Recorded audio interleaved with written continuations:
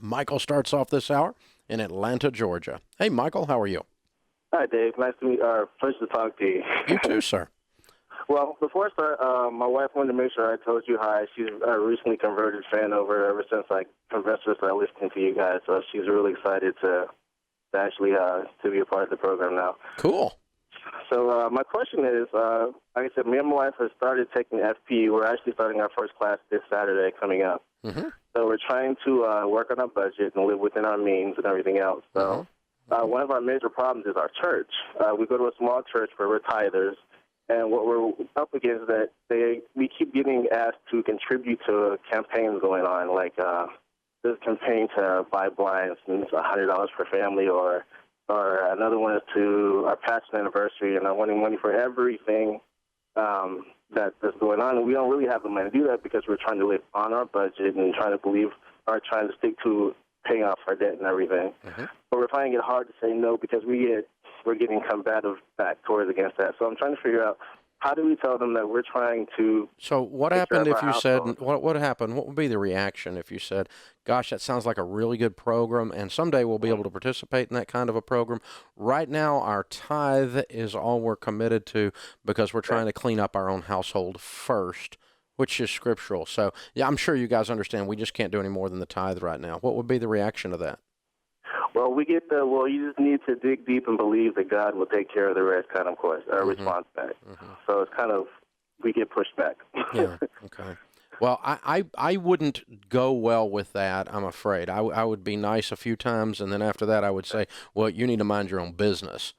Right. Because, I mean, honestly, what they're saying then is that I need your money. And it's really over the top. When somebody becomes that manipulative and that pushy, to where they come back at you after you've given them a firm but kind no, you just need to dig deep. You just don't have enough faith. Well, I've got plenty of faith, and I'm actually following a scriptural plan here to get myself out of debt. And I'm sorry you feel that way, but we won't be giving to that. And after you do that 2 or 3 times, they'll probably leave you alone. Okay. I think. I mean, you just got to be kind. And the thing is there. Now, the other thing that you need to dig into and you need to think about is, if every time they have an impulse, they turn it in to buy something because they didn't plan for it in their annual budget at the church, if every time they have an impulse and they call that the Holy Spirit, or every time they have an impulse, their answer to that is, you need to fund this impulse, and that's called faith, I'm going to start to have a problem with leadership at that point. Because they're not leading well. They're leading with an immaturity because they're not doing good planning, which is scriptural. Do good planning. The Bible says don't build a tower without first counting the cost. You ought to have an annual budget. That's not to say God can't move on that, and it's not to say that sometimes the Holy Spirit. But basically, some of these churches, they lay out a general game plan, and then they jump from impulse to impulse then. And I don't know if that's what's going on here, but at some point you need to probably push back on leadership as to their style of financial management and how scriptural it is. But you do that very gently and very calmly. Your first goal is just to protect your house and just say, I can't do this right now. And by the way, you're scriptural in doing that. Take care of your own household first.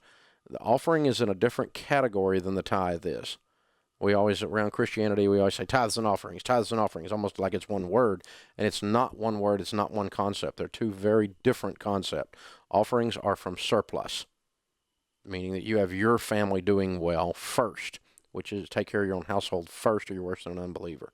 And so you've got to do that first before you do offerings. But tithes are off the top. First fruits are off the top. So it's a different category from a Bible study perspective there. And, you just... And sometimes, hopefully this is something you can solve with these folks, and it doesn't become some kind of a deal breaker where they're just put out with you all the time, because you won't want to go to church there if they're put out with you. I mean, that would take the fun out of the whole thing. You might have to look for another place if all that kind of stuff started happening.